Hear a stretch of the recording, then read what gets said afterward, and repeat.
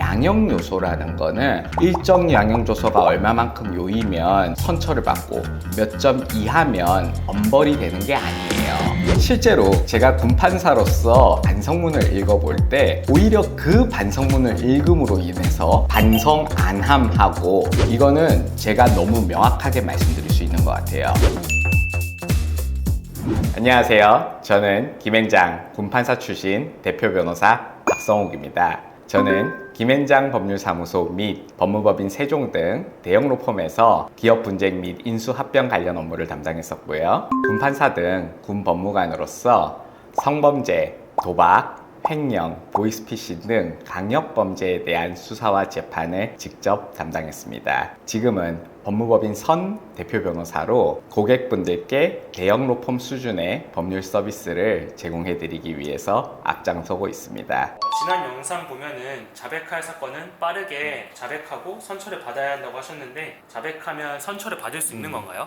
아니요, 자백만 한다고 해서 절대 선처가 반드시 되는 건 아니에요. 자백은 솔직하게 내가 이런 잘못을 했다라고 말씀을 하시는 거기 때문에 그게 선처를 받기 위한 필요 조건은 될 수 있을지언정 선처를 위한 충분 조건은 되지 않습니다. 그러면 자백 후에 선처를 받기 위한 다른 필요 조건은 어떤 게 있을까요? 두 가지를 먼저 생각해 보셔야 돼요. 한 가지는 피해자에 대한 피해 회복이고요. 또 한 가지는 가해자의 재범 예방 노력입니다. 피해 회복은 말 그대로 피해자가 가해자의 범행을 통해서 발생한 손해 상태를 회복하는 것을 의미하는데요. 실제로 그 상황을 원상복구시킬 수는 없기 때문에 금전으로 배상을 해서라도 그 피해가 회복됐다고 간주되는 것을 의미하고요. 그래서 소위 합의를 한다고 하죠. 합의하는 것을 의미합니다.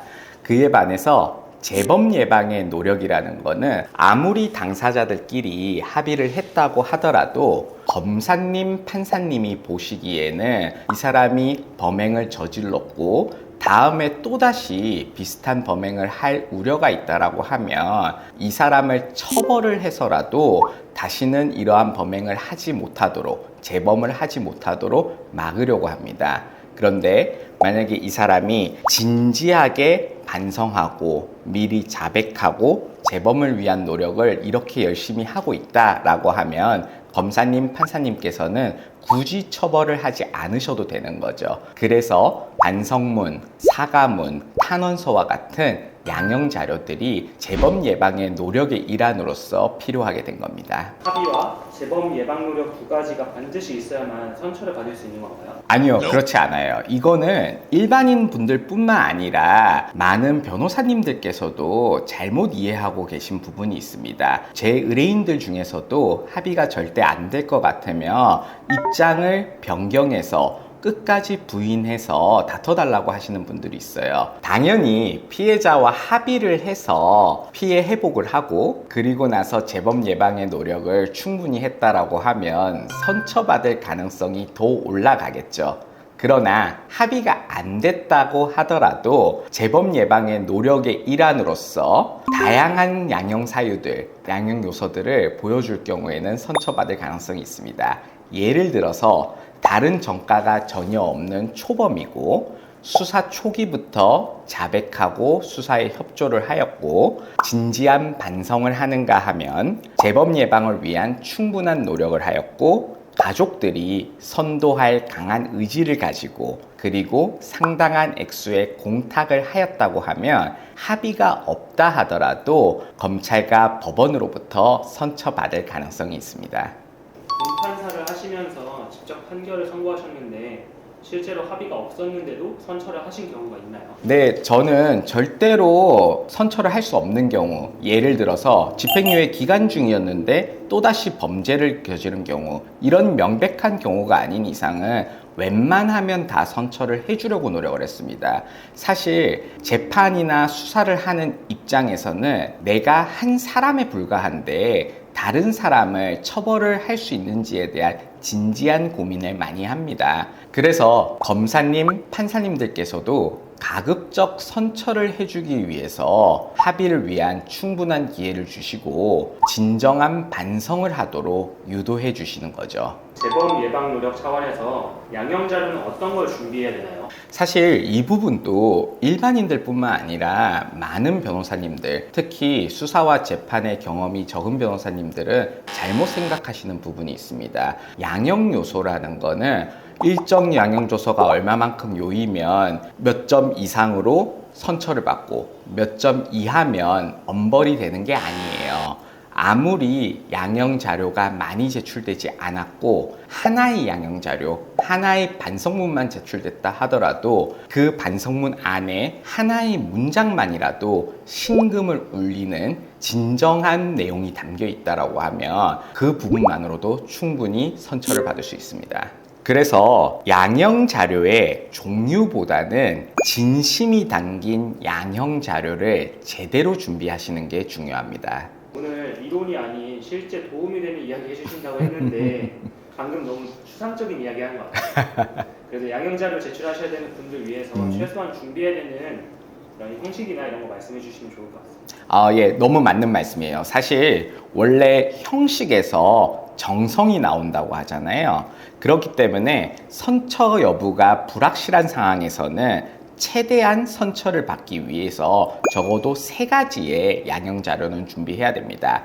첫 번째가 반성문, 두 번째가 사과문, 세 번째가 탄원서예요. 먼저 반성문은 검사님과 판사님께 자신이 저지른 범행이 어떤 상황에서 어떤 생각으로 이루어졌는지를 솔직하게 말씀드리고 범행 후에 피해자에 대한 미안함과 죄책감을 어떻게 느끼고 있는지, 이후 절대 재범하지 않기 위해서 어떠한 노력을 하고 있는지들이 담겨야 합니다. 사과문도 사실 반성문과 비슷해요. 그런데 반성문은 검사님, 판사님께 제출하는 거고 사과문은 받으실 분을 피해자로 해서 제출을 하는 건데요. 내용은 반성문과 비슷하게 본인이 어떤 상황, 어떤 생각에서 그러한 범행을 저질렀고 그 이후에 피해자분에 대해서 어떠한 미안함과 죄책감을 가지고 있는지, 그리고 지금은 거기에 대해서 진심으로 반성하고 절대 재범하지 않겠다는 생각에 어떠한 노력을 하고 있는지를 담아야 합니다.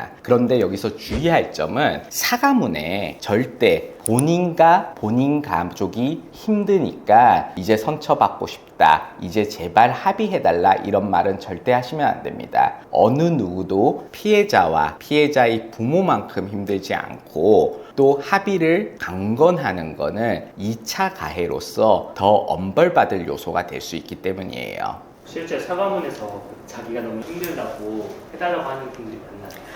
엄청 많아요. 안 그러실 것 같잖아요. 근데 제가 받아보면 막상 50% 이상은 나 너무 힘들다, 우리 가족이 너무 고통받고 있다, 이런 얘기를 하게 되는 것 같습니다. 본인이 본인 상황에서 힘든 것부터 나오고 그러니까 선처해달라는 결론 위주로 먼저 말하려고 하다 보니까 제3자가 보기에는 그거는 진정한 반성으로 보이지 않는 것 같아요.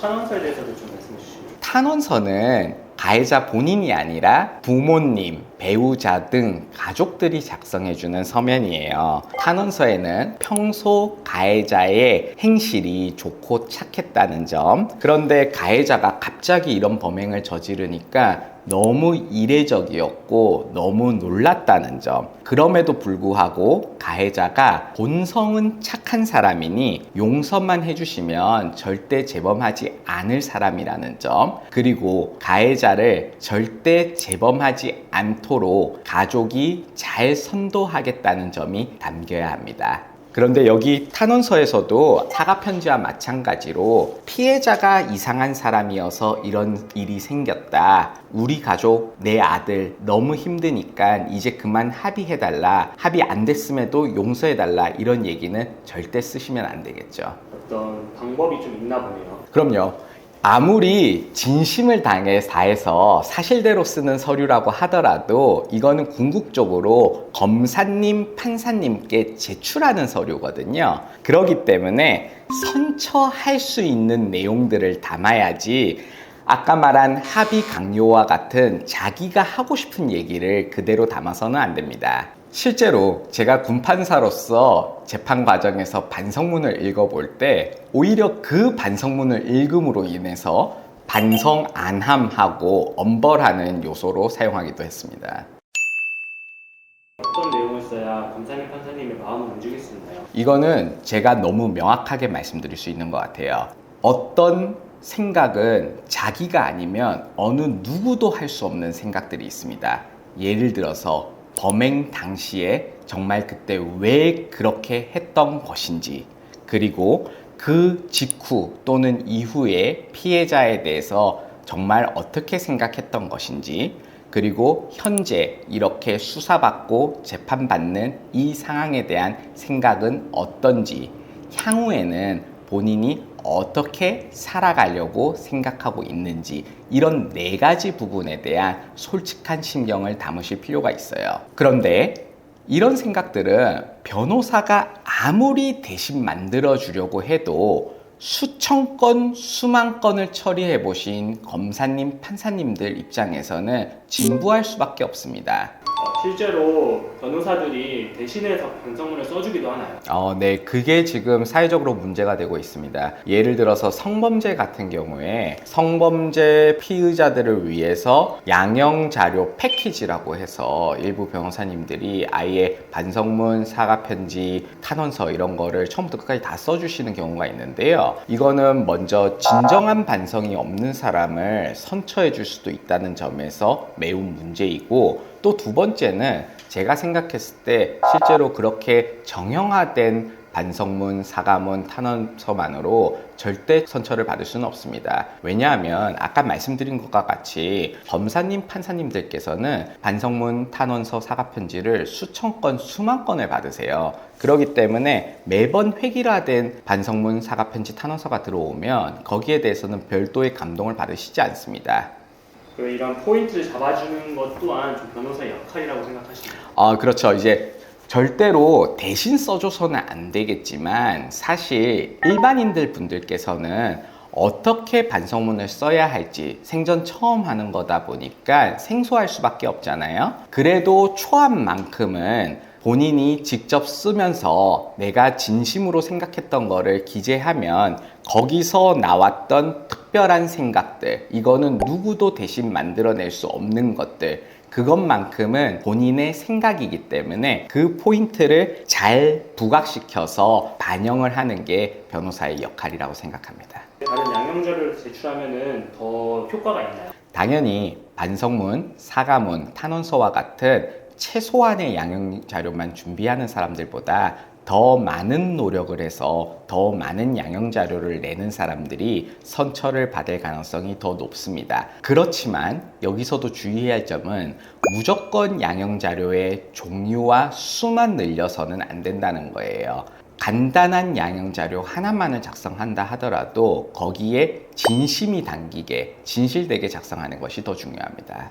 그러면은 그 외에 양형 자료는 어떤 걸 준비해야 할까요? 그 외의 양형 자료는 2가지 유형으로 나눠서 준비해 보면 좋을 것 같아요. 먼저 범죄 전에 가해자가 문제없이 선량하고 성실하게 살아왔다는 걸 보여주는 양형 자료로 기부 내역, 봉사활동 내역, 헌혈 내역, 표창장 및 수상 내역 등과 같은 자료를 제출하는 것이 좋습니다. 평소에는 선량하고 성실하게 살았는데 이번 한 번의 실수로 이런 범행을 저질렀다는 걸 보여줄 수 있는 자료니까요. 다음으로는 범행 후에 어떤 노력을 해서 재범하지 않겠다고 다짐하고 있는지를 보여주는 자료들이 중요합니다. 예를 들어서 준법 교육 또는 성범죄 교육을 했다는 이수증과 그에 대한 소감문, 범죄 관련 도서를 읽고 쓴 독후감 등 소감문, 그리고 봉사활동 이수증 및 소감문 등이 있을 수 있는데요. 이런 부분들은 내가 준법의식을 키우기 위해서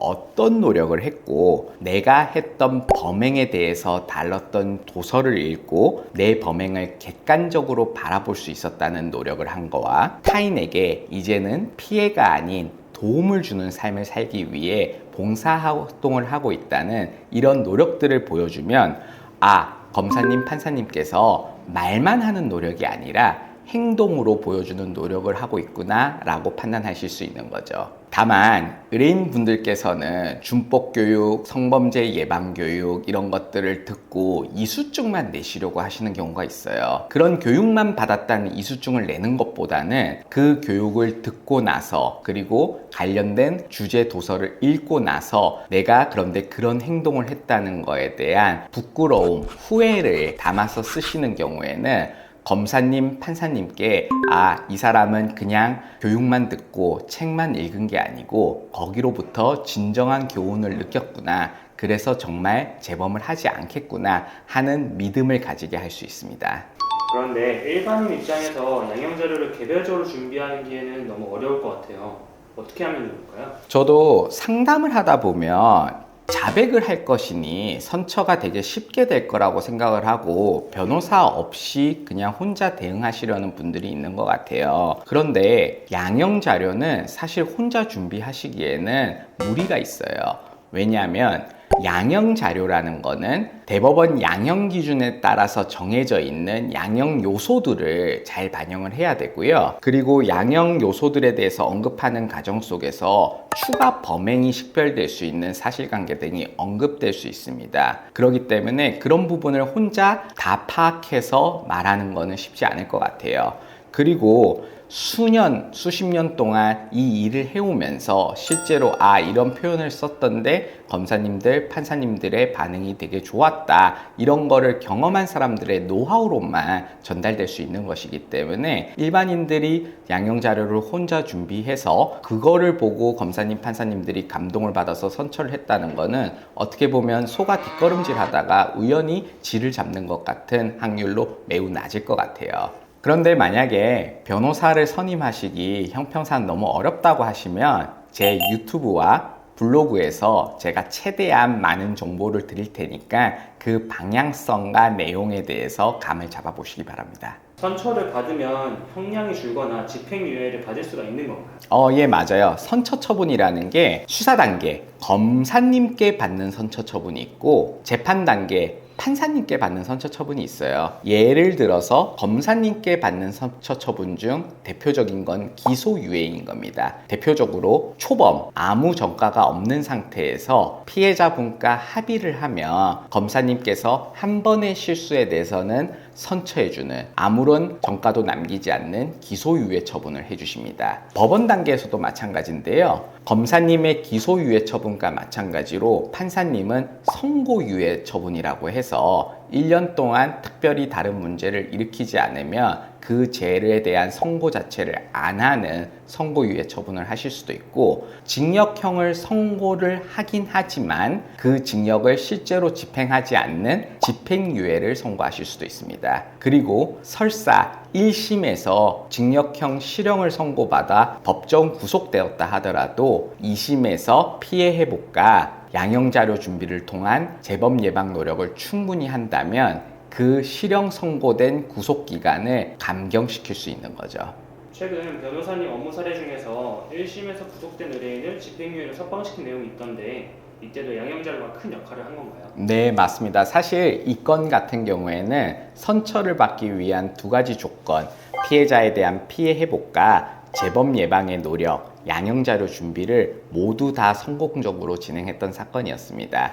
저희가 정말 진실된 마음으로 피해자분께 사죄를 드렸었고요. 그래서 합의가 될 수 있었습니다. 이 외에도 이 건은 1심을 유명 로펌에서 담당을 했었는데요. 그 유명 로펌에서는 1심에서 부인해서 무죄를 받는 전략을 선택했었습니다. 그런데 냉정하게 볼 때 경찰, 검찰, 1심 법원이라는 세 개 국가기관이 이미 무죄가 아니라고 판단을 했던 거거든요. 그렇기 때문에 이 부분에 대해서는 우리가 자백을 하고 진실된 마음으로 반성을 하는 모습을 보여야 한다고 생각을 해서 평소 다른 사건보다도 훨씬 더 많은 양형 자료를 정말 진실되게 쓰도록 요구를 했습니다. 그래서 쓰여진 양형 자료를 판사님께서 더 쉽게 다 읽으실 수 있도록 제가 일일이 하나하나 형광펜으로 줄을 그어서 표시를 했었는데요. 그러다 보니 변론 종결일에 판사님께서 이번에는 변호사님 만나서 제대로 조언을 들은 것 같다. 앞으로도 변호사님 말씀드려서 이런 반성하는 마음 유지하도록 하라 라고 말씀을 해주시기로 했습니다. 오늘은 자백 사건에서 선처를 받기 위한 두 가지 요소, 피해 회복과 재범 예방 노력 중 재범 예방 노력을 하기 위한 일환인 양형 자료 준비에 대해서 알아봤습니다.